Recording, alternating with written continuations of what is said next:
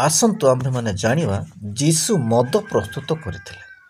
କି ପ୍ରକାର ମଦ, କ'ଣ ପାଇଁ ସେହି ମଦ ପ୍ରସ୍ତୁତ କରାଗଲା, ମୁଁ ଆପଣଙ୍କୁ ଏହି ଭିଡ଼ିଓରେ କହିବାକୁ ଯାଉଛି। ଆପଣମାନେ ସମସ୍ତ ବିଷୟ ବୁଝିବା ନିମନ୍ତେ ଭିଡ଼ିଓଟିକୁ ଶେଷ ପର୍ଯ୍ୟନ୍ତ ଦେଖନ୍ତୁ। ବନ୍ଧୁମାନେ, ଯଦି ଆପଣମାନେ ଚ୍ୟାନେଲକୁ ସବସ୍କ୍ରାଇବ୍ କରିନାହାନ୍ତି, ଆଗେ ସବସ୍କ୍ରାଇବ୍ କରନ୍ତୁ। ତାହେଲେ ମୁଁ ଯାହା ଅପଲୋଡ଼ କରିବି ସେହି ନୋଟିଫିକେସନ୍ ଆପଣମାନଙ୍କୁ ମିଳିଯିବ। ଚାଲନ୍ତୁ ଡେରି ନ କରି ଆମେ ଶିକ୍ଷାକୁ ଧ୍ୟାନକୁ ଆଗକୁ ଯିବା। ଯୀଶୁଖ୍ରୀଷ୍ଟଙ୍କ ଥିବା ସମୟରେ ଏକ ବିବାହ ଭୋଜ ହେଇଥିଲା, ଆଉ ତହିଁରେ ଯୀଶୁଖ୍ରୀଷ୍ଟ ନିମନ୍ତ୍ରିତ ହୋଇଥିଲେ। ଆଉ ତହିଁରେ ଭୋଜ ଗୃହରେ ଦ୍ରାକ୍ଷରସ, ଯାହାକି ମଦ ମଧ୍ୟ ଦିଆଯାଏ। ଆଉ ସେହି ମଦ ଆଉ ଯେଉଁମାନେ ସେଠି ଯାଆନ୍ତି ସେ ସମସ୍ତଙ୍କୁ ତାହା ଦିଆଯାଏ, ବିତରଣ କରାଯାଏ। ସେହି ସମୟରେ ଯୀଶୁଖ୍ରୀଷ୍ଟ ଏବଂ ଶିଷ୍ୟମାନେ ଆଉ ଯୀଶୁଙ୍କର ମା ମଧ୍ୟ ନିମନ୍ତ୍ରିତ ହୋଇଛନ୍ତି। ଏହି ସମୟରେ ଘଟଣା କ'ଣ କି ସେମାନଙ୍କର ଦ୍ରାକ୍ଷାରସ ସରିଗଲା। ତାହା ଯେତେବେଳେ ଯୀଶୁଙ୍କର ମା ଜାଣିଲେ, ଯୀଶୁଙ୍କୁ କହିଲେ ସେମାନଙ୍କର ଦ୍ରାକ୍ଷାରସ ସରିଯାଇଛି। ଯୀଶୁ କହିଲେ, ଗୋ ନାରୀ, ତୁମ୍ଭ ସାଙ୍ଗରେ ମୋର କ'ଣ ଅଛି? ମୋହର ସମୟ ଏ ପର୍ଯ୍ୟନ୍ତ ଉପସ୍ଥିତ ହୋଇନାହିଁ। ଯୀଶୁ ତାଙ୍କ ମାଆକୁ କହିଥିଲେ। ଯେତେବେଳେ ଯୀଶୁ ତାଙ୍କ ମାଆକୁ କହିଲେ, ତାଙ୍କରି ମା କହିଲେ,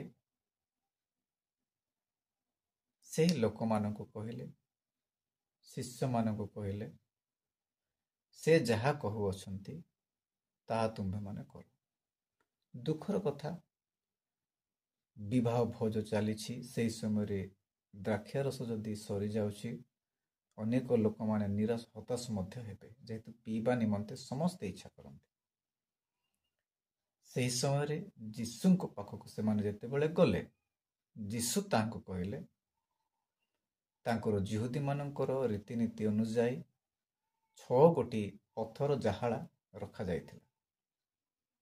ଆଉ ସେ ଯୀଶୁ କହିଲେ, ସେଇ ପଥର ଜାହାଳା ଗୁଡ଼ାକରେ ପାଣି ଆଣି ଭର୍ତ୍ତି କର। ଯୀଶୁଙ୍କ ଆଜ୍ଞା ଅନୁଯାୟୀ ସେମାନେ କ'ଣ କଲେ ନା, ପଥର ଜାହାଳା ଗୁଡ଼ାକ 6 ଗୋଟି ଜାହାଳା ଗୁଡ଼ାକରେ ପାଣି ନେଇ ଭର୍ତ୍ତି କଲେ। ଯୀଶୁଙ୍କ କହିଲେ, ଯୀଶୁ ଗୁରୁ, ପାଣି ଭର୍ତ୍ତି ହୋଇଅଛି। ଯୀଶୁ କହିଲେ, ଏବେ ବର୍ତ୍ତମାନ ତାହା କାଢ଼ି ନିଅ ଆଉ ବାଣ୍ଟି ଦିଅ। ଲୋକମାନେ ଆଶ୍ଚର୍ଯ୍ୟ ହେଇଯାଇଥିବେ, ଆରେ ପାଣିକୁ ଆମେ ଭର୍ତ୍ତି କରୁ ଆଉ ସେ ଏବେ କାଢ଼ି ନିଅ ଆଉ ବାଣ୍ଟି ଦିଅ, କିଛି ତ ସେଠି ପକାଯାଇ ନାହିଁ, କି ପ୍ରକାର ସେଟା ହବ? ସେମାନେ ବିଶ୍ୱାସର ସହିତ ସେମାନେ କାଢ଼ିଲେ, ଆଉ ଯେତେବେଳେ ବାଣ୍ଟୁଛନ୍ତି, ପୁରା ସମ୍ପୂର୍ଣ୍ଣ ଦ୍ରାକ୍ଷାରସ ବା ମଦ୍ୟ ବା ମଦ ସହିତ ପ୍ରସ୍ତୁତ ହୋଇଯାଇଛି।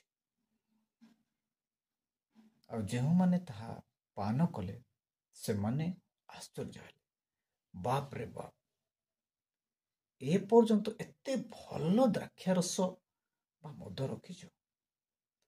ଲୋକମାନେ ପ୍ରଥମରେ ଭଲ ଭଲ ଦ୍ରାକ୍ଷାରସ ବା ମଦ ଦିଅନ୍ତି, ଆଉ ଯେଉଁମାନେ ପାନ କରିବେ ସେମାନେ ମାତାଲ ହେଲା ପରେ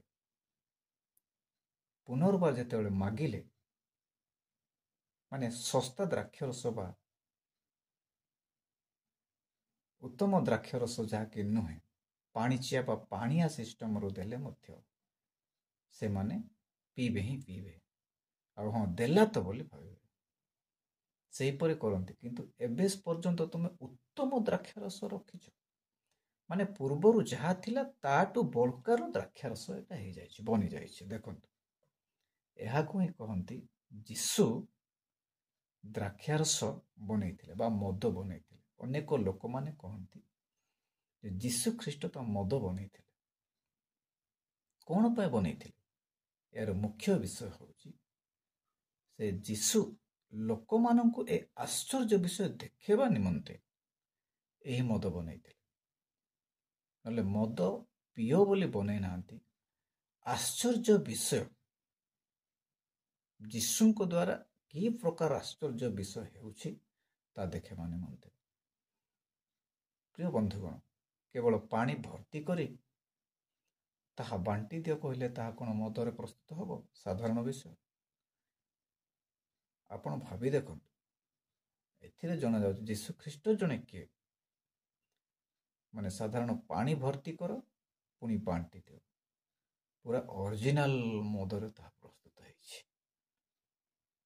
ସେଥି ନିମନ୍ତେ ଯୀଶୁ ଖ୍ରୀଷ୍ଟ ଏହା କାହ୍ନା ନଗରରେ ପ୍ରଥମ ଆଶ୍ଚର୍ଯ୍ୟ ଘଟଣା ଲୋକମାନଙ୍କୁ ଦେଖାଇବା ନିମନ୍ତେ ମଦ ପ୍ରସ୍ତୁତ କରିଥିଲେ।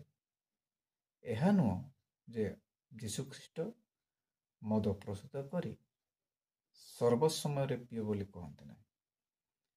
ସେ ପୁନର୍ବାର ଶେଷ ଅବସ୍ଥାରେ କହିଲେ ଯେ ମଦ ପିଅ ନାହିଁ, ଯେହେତୁ ଯେଉଁମାନେ ମଦ ପିଇବେ ମତୁଆଳମାନେ, ପେଟୁକମାନେ ଦରିଦ୍ର ହେବେ। ଯେହେତୁ ଆମ୍ଭେମାନେ ଦେଖୁଛୁ ସଂସାରରେ ମଧ୍ୟ ଯେଉଁମାନେ ମଦ ଅତ୍ୟଧିକ ପିଅନ୍ତି, ନିଜର ଯାହା ସର୍ବସ୍ୱ ଧନ ସମ୍ପତ୍ତି ମଧ୍ୟ ଅଛି ତାହା ସମସ୍ତ ବିଷୟ କ୍ଷୟ ପାଇଗଲେ ଆଉ ନିଜ ପରିବାରରେ ଆଉ କିଛି ରହେ ନାହିଁ। ଯାହା ଥିଲା ତାହା ମଧ୍ୟ ସମସ୍ତ ବିଷୟ ନଷ୍ଟ ହେଇଯାଏ। ଯେହେତୁ ସେ ଜାଣେ ନାହିଁ ଆଉ ସମସ୍ତ ବିଷୟ ବିକ୍ରୟ କରି ତାହା ମଦରେ ସେ ପାନ କରି ସର୍ବସ୍ୱ ସମାପ୍ତ କରିଦିଏ, ଯଦ୍ୱାରା ପରିବାରରେ ଦରିଦ୍ର ଅବସ୍ଥା ଆସିଥାଏ। ପିଲାମାନଙ୍କ ପାଠପଢ଼ା ନିମନ୍ତେ କଷ୍ଟ ହୋଇଥାଏ, ଖାଇବା ପିଇବା ନିମନ୍ତେ କଷ୍ଟ ହୋଇଥାଏ। ସେଥି ନିମନ୍ତେ ବନ୍ଧୁଗଣ ଆମ୍ଭେମାନେ ଜାଣିବା ଆବଶ୍ୟକତା ଅଛି। ମଦ ଯୀଶୁଖ୍ରୀଷ୍ଟ ବନେଇଥିଲେ ସତ କଥା, କିନ୍ତୁ ଆଶ୍ଚର୍ଯ୍ୟ ଘଟଣା ଦେଖେଇବା ନିମନ୍ତେ ବନେଇଥିଲେ। ସେଥି ନିମନ୍ତେ ଆମ୍ଭେମାନେ ଜାଣିବା ଆବଶ୍ୟକତା ଅଛି ଯେ ଆମ୍ଭେମାନେ ପିଇବା କି ନ ପିଇବା ଆମ୍ଭ ହାତର କଥା, କିନ୍ତୁ ନିଜର ସମସ୍ୟା ପିଇବା ଦ୍ୱାରା ନ ଆସୁ। ଜଗତରେ ଆମେ ଦେଖୁଛୁ ଅନେକ ମଦ ପିଇବା ଦ୍ୱାରା ପରିବାରରେ ବିଶୃଙ୍ଖଳା କରନ୍ତି, ମଦ ପିଇବା ଦ୍ୱାରା ଅନେକ କଳି ସୃଷ୍ଟି କରନ୍ତି, ଜଣେ ପ୍ରହାର କରନ୍ତି, ଇତ୍ୟାଦି ପରିସ୍ଥିତି ମଧ୍ୟ ହୋଇଥାଏ। ସେଥି ନିମନ୍ତେ ଆମ୍ଭେମାନେ ଜାଗ୍ରତତାର ସହିତ ରହିବା। ଆଉ ମୁଁ ଅଧିକ ଆପଣମାନଙ୍କୁ ସଜେଷ୍ଟ କରିବାକୁ ଚାହୁଁନାହିଁ। ଆପଣମାନେ ବହୁତ ଜ୍ଞାନବାନ, ଆପଣମାନେ ବୁଝିଯାଆନ୍ତୁ ଆଉ ଏହି ଦ୍ରାକ୍ଷାରସ ମଧ୍ୟରୁ, ଏହି ମଦ୍ୟପାନ ମଧ୍ୟରୁ ସାବଧାନରେ ରହି ଚାଲନ୍ତୁ। ଅଳ୍ପ ଶିକ୍ଷା ବାକ୍ୟ ଉପରେ ସମସ୍ତଙ୍କୁ ଈଶ୍ୱର ଆଶୀର୍ବାଦ କରନ୍ତୁ।